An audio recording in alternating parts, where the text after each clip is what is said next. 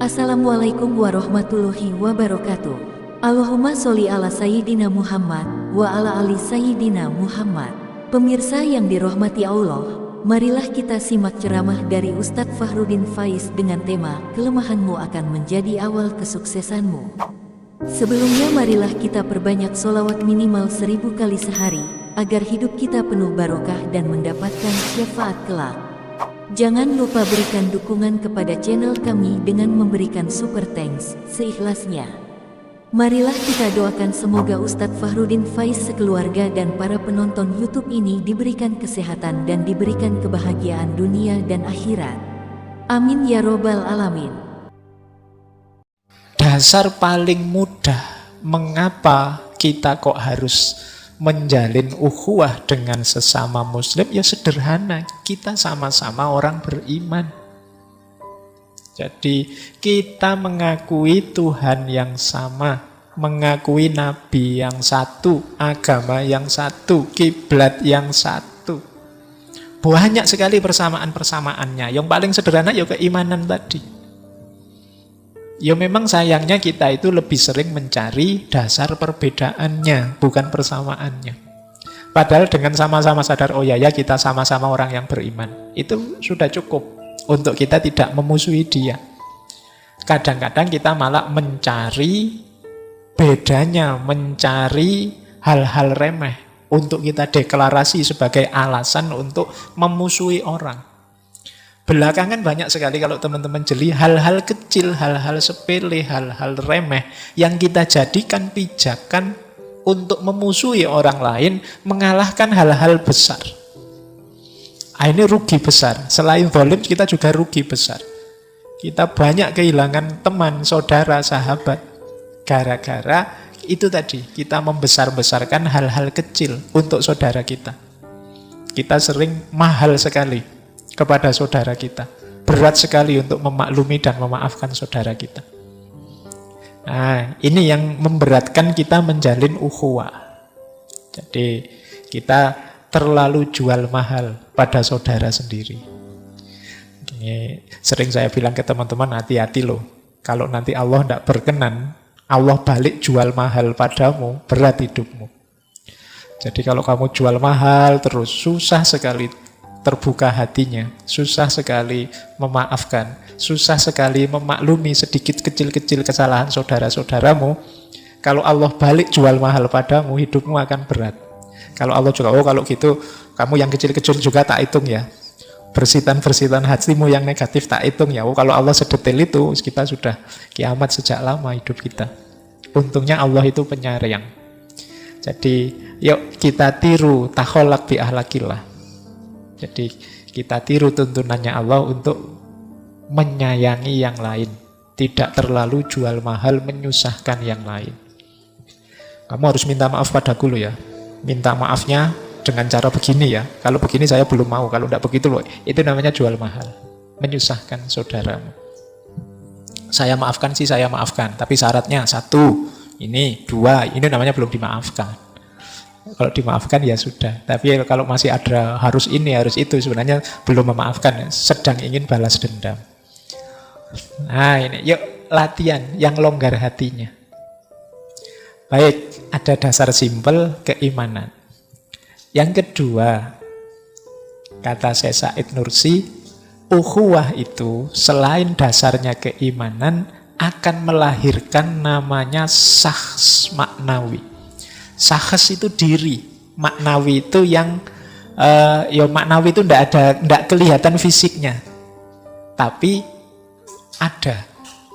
Jadi ada diri fisik, ada diri non fisik yang sifatnya maknawi, yang itu jauh lebih kuat. Kebersamaan itu kan syakhs maknawi. Misalnya gini loh, syakhs maknawi itu kita yang ngaji malam hari ini diikat oleh tujuan yang sama, keinginan yang sama, kepentingan yang sama. Hakikatnya ini banyak sekali. Jadi secara fisik ini jumlahnya banyak, tapi secara maknawi ini satu. Semuanya adalah orang-orang yang ingin belajar filsafat misalnya. Ini namanya syakhs maknawi. Jadi ada diri maknawi hasil kebersamaan kita.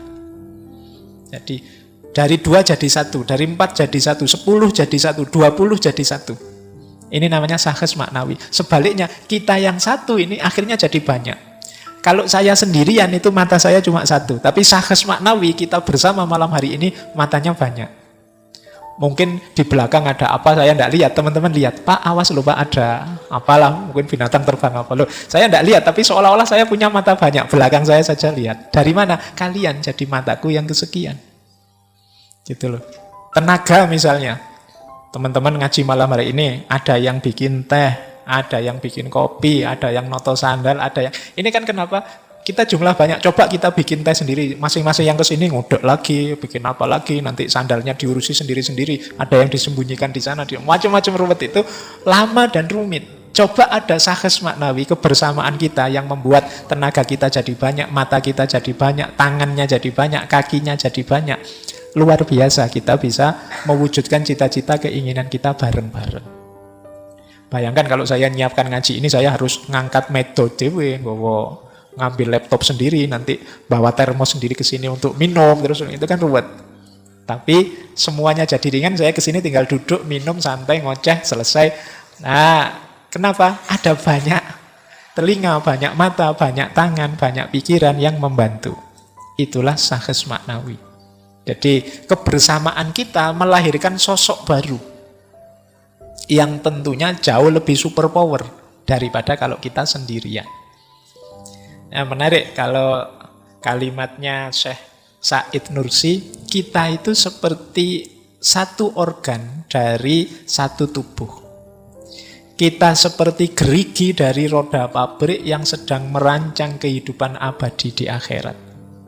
Kita kalau bisa seperti dua tangan yang tidak pernah bersaing, tidak pula saling dengki atau membanggakan masing-masing. Ini kan sering diceritakan ya bagaimana tangan kita itu kompak. Kalau saya pakai arloji tangan kiri, itu yang kanan tidak protes. Coba tangan kanan protes itu, yo kok yo kiri padahal harusnya kan kanan. Nanti yang kiri, yo sekali-sekali saya dikasih yang bagus-bagus lah, masa dibuat yang belakang-belakang terus misalnya. Yo dikasih arloji sekali-sekali tidak apa-apa lah misalnya. Loh itu teman yang sana pakai kanan kok ini. Tapi enggak, dia ikut saja. Itu kayak tangan kanan dan tangan kiri. Jadi orang yang saling dengki itu seperti tangan kanan dan tangan kiri yang enggak sinkron, enggak kompak. Oh itu berat kalian hidupmu. Nah, kedua mata juga tidak saling menyalahkan. Lisan tidak pernah protes pada telinga. Kalbu juga tidak protes pada batinnya sendiri. Saling melengkapi, saling menutupi. Mulut kita kompak dengan hati kita, dengan diri kita. Sebenarnya tadi pikiranku jorok loh yo. Tapi jangan cerita-cerita ya. Itu kan mulut kita manut. Ya wis, tenang saja aku tidak cerita. Coba mulut kita tidak kompak, terus begitu keluar ngomongin, wah tadi pikirannya gambarnya saru-saru loh. Wah itu celaka kita. Jadi dia kompak, ikut apa yang ada dalam diri kita, batin kita. Loh harusnya begitu. Sahes maknawi itu bareng-bareng kita mencapai tujuan. Bersama-sama. Kita seperti satu tubuh. Jadi, baik, lanjut. Nah, nanti di kitab itu Syekh Said Nursi mengilustrasikan dua cerita. Yang pertama tentang lampu minyak, yang kedua tentang pembuat jarum. Jadi cerita yang pertama, misalnya kata Syekh Said Nursi, ada 5 orang yang menyalakan lampu minyak. Yang satu menyediakan minyak, yang satu mencari sumbu, yang satu mencari kacanya. Kemudian yang satu menyediakan koreknya. Loh itu kan cepet. Yuk kamu cari ini, cari itu, cari itu. Begitu datang lengkap sudah, ada lampu dinikmati bersama. Bayangkan kalau masing-masing mencari sendiri-sendiri, tidak jelas yang dicari apa. Masing-masing harus nyari kaca, nyari korek api, nyari sumbu sendiri-sendiri, lama. Tapi kalau bareng-bareng bisa cepat. Bahkan kata Syekh Said Nursi, seandainya masing-masing mereka punya cermin besar, lampu tersebut bisa masuk dalam cermin dan mencahayai semua orang. Maksudnya apa? Sahes maknawi tadi, kebersamaan tadi bisa memberi manfaat jauh lebih banyak orang yang lain. Jadi kalau kita sendiri mungkin dapatnya lampu kecil, tapi bersama-sama ketemu lampu besar. Akhirnya apa? Manfaatnya juga untuk lebih banyak orang, tidak hanya 5 orang ini. Itu kalau dikontekskan dengan Islam, disitulah nanti rahasianya Islam itu bisa rahmatan lil alamin. Tidak mungkin lahir rahmatan lil alamin itu tanpa ukhuwah, kekompakan kita bareng-bareng. Jadi kayak tadi, kayak satu tubuh tadi loh. Kalau yang satu berkhianat, mulutnya tidak bisa nutup rahasia, bubar. Sudah. Jadi dengan bareng-bareng bersama, manfaatnya lebih besar. Kalau kita pecah kerja sendiri-sendiri, bisa jadi untuk kita sendiri pun tidak ketemu manfaatnya. Karena mungkin karena kita sendiri jadi terbatas. Mungkin kita hanya dapat minyaknya saja tapi tidak dapat koreknya. Sehingga lampunya ya ada sih tapi ya gimana nyalainnya. Mungkin yang sana dapat koreknya saja, tidak ada lampunya. Buat apa korek dinyalain sebentar juga tidak bisa lama. Tapi dengan bareng-bareng bisa saling mendukung. Nah, bahkan contoh yang kedua itu beliau menjelaskan cerita pembuat jarum jahit. Jadi kalau bikin jarum itu kecil. Bahkan kita cenderung menganggap jarum itu remeh. Ayo kalau kita remehkan silakan teman-teman bikin jarum sendiri, lak puyeng. Ya kan? Kita bisa bikin jarum itu kalau bareng-bareng mungkin lebih mudah. Ada yang menyediakan besinya, ada yang siap apinya, ada yang mencari alatnya, ada yang membuat lubangnya. Sehingga waktunya bisa efektif. Kerja bareng-bareng. Tapi kalau kita sendirian bikin jarum, meskipun sekedar jarum saja, itu bisa seminggu, 2 minggu, sebulan bisa tidak jadi. Apalagi tidak ngerti ilmunya. Itulah maksud dari sakhes maknawi. Jadi ukhuwah itu dasarnya keimanan dan lahirnya sakhes maknawi. Jadi kebersamaan. Kalau pakai istilahnya Pancasila, ya persatuan. Persatuan kata Bung Hatta beda dengan persatean. Ya, persatean itu daging ini, daging itu dipaksa masuk, ditusuk, dipaksa bersama. Kalau persatuan tidak begitu. Kalau persatuan itu tidak ada terpaksanya. Jadi kita memang sadar punya visi bersama untuk kita wujudkan bersama. Jadi yang lahir kerjasama. Kerjasama tidak selalu sama dengan kerja bersama. Ada yang kalau kerja bersama itu bisa saja ini kerja, tapi tidak nyambung. Jadi tidak saling berhubungan. Kalau kerja sama itu ada visi bareng-bareng. Yuk kita sekarang bikin jarum ya. Ini bagian ini bagian itu, ini bagian. Nah itu namanya kerja sama, lahirlah jarum. Tapi kadang-kadang ada cuma kerja bersama. Mungkin yang sana kelihatan kerja tapi tidak ada hubungannya dengan sini. Sibuk semua. Yang sana main game, yang sini. Tidak ada hubungannya dengan kerja bersama. Ada yang memang acting saja biar kelihatan kerja, padahal tidak ngapa-ngapain. Ada yang usul banyak tapi disuruh kerja tidak kerja-kerja misalnya. Nah ini kerja bersama namanya. Nah ini sakhes maknawi itu kerja sama, yang ada visi bersama, yang diwujudkan bersama. Itulah dasarnya ukhuwah. Baik, nah sekarang kita belajar lebih dalam lagi tentang ukhuwah ini. Tentu saja basisnya ukhuwah adalah hakikat sosial manusia. Yang pertama, jangan lupa kesadaran kalau kita berinteraksi dengan orang, kesadaran bahwa kita itu lemah, kita itu membutuhkan orang lain. Ya termasuk juga membutuhkan Allah. Ini penting. Orang itu bisa maju kalau dia sadar dia terbelakang atau dia mundur. Kalau orang tidak sadar bahwa dia ada di belakang, tidak mungkin dia maju.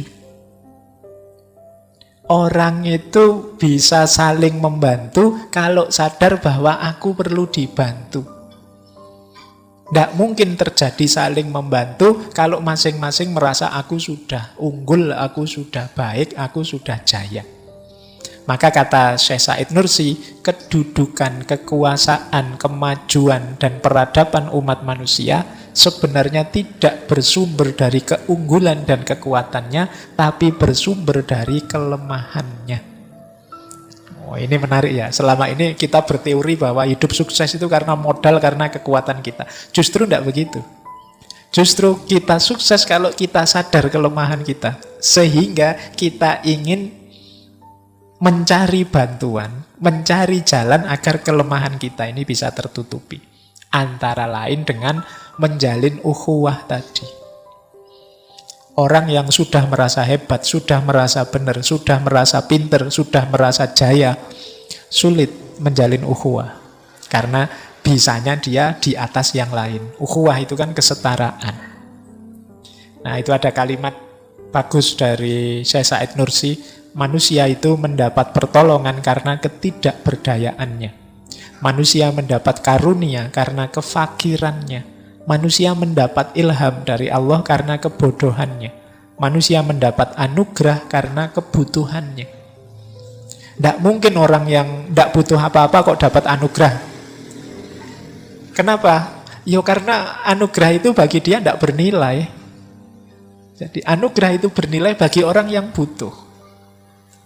Ilmu itu bernilai bagi orang yang merasa belum tahu, merasa masih bodoh. Bantuan itu bernilai bagi orang yang memang merasa dia kurang.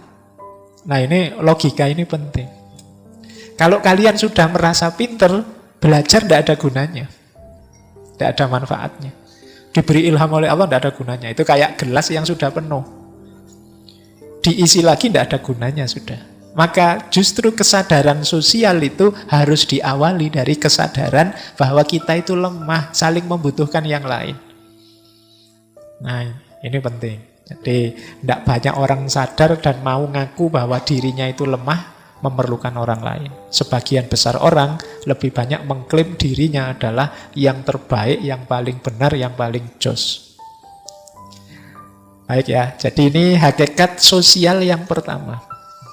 Ini dasarnya ukhuwah. Ini menarik ya, kalau kadang-kadang memang orang pinter itu bisa saja ketemu hal-hal yang kita tidak membayangkan selama ini. Kita membayangkan keberhasilan, kesuksesan itu hasil dari orang jago yang ngumpul jadi satu terus jadi luar biasa. Padahal ternyata rumusnya tidak begitu. Keberhasilan itu dari orang yang sadar aku lemah, yang kemudian mau bekerja sama. Disitulah lahir kehebatan.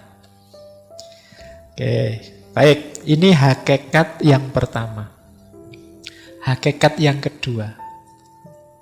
Ini agak panjang kalau ini penjelasannya. Kita sering tidak sadar, kata Syekh Said Nursi, kita itu hidup kita biasanya pakai rumus yang kiri itu, ketidaksadaran. Apa? Kita bersandar pada kekuatan kita, tujuan hidup kita ya kepentingan-kepentingan, konflik kita jadikan landasan hidup, penyemangat, rasisme, kesukuan. Jadi maksudnya ikatan kecil kita jadikan pengikat.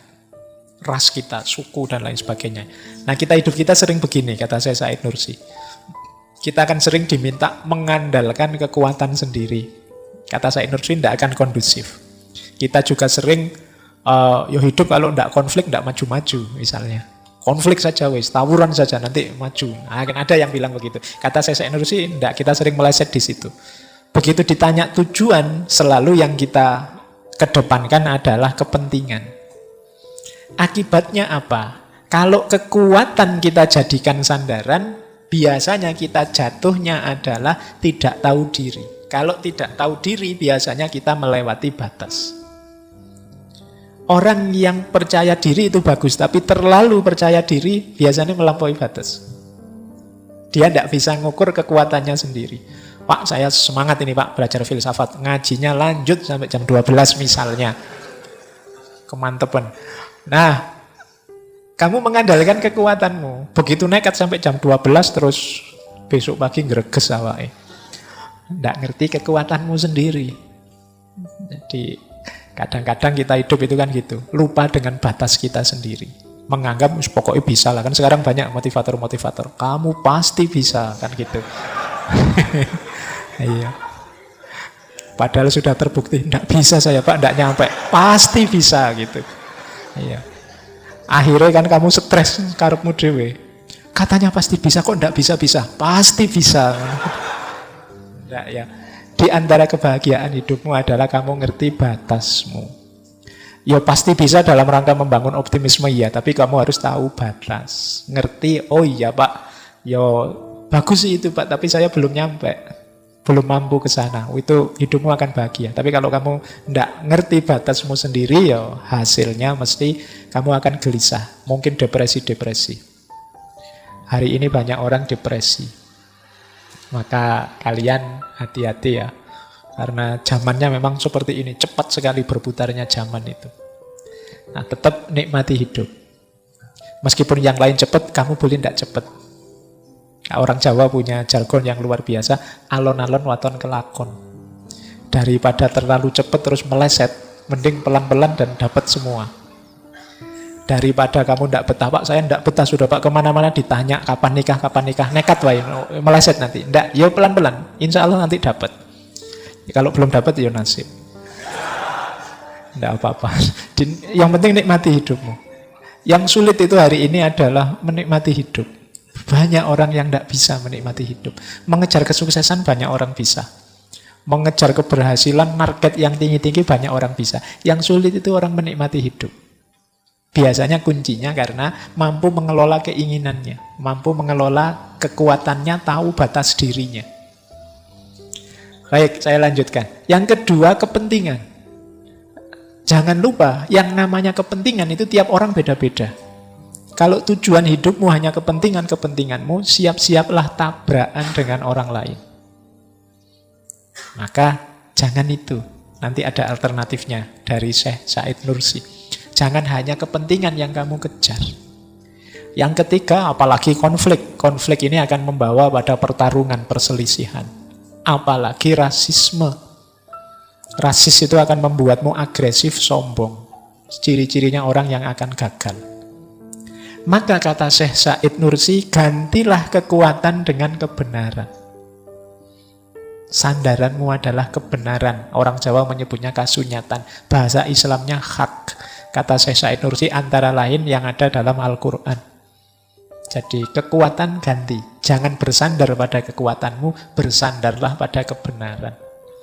Yang tadi saya sebut, kamu ngerti batas, ngerti kenyataan dirimu, itu kan namanya kebenaran, kasunyatan. Yang kedua, gantilah kepentinganmu dengan ridhonya Allah. Yang ketiga, gantilah konflik dengan persahabatan, dengan kerjasama. Yang keempat, gantilah circle kecilmu tadi yang namanya rasis tadi dengan circle yang lebih besar, agama, kemanusiaan, tanah air. Jadi kebangsaan, kemanusiaan, agama itu kan circle-nya lebih besar, biar kita tidak sempit. Ini akan membuat hidup kita lebih bahagia, lebih kondusif. Jadi jangan kekuatan tapi kebenaran, jangan kepentingan tapi ridhonya Allah, jangan konflik tapi kerjasama, jangan ras, jangan sara tapi kemanusiaan, tanah air.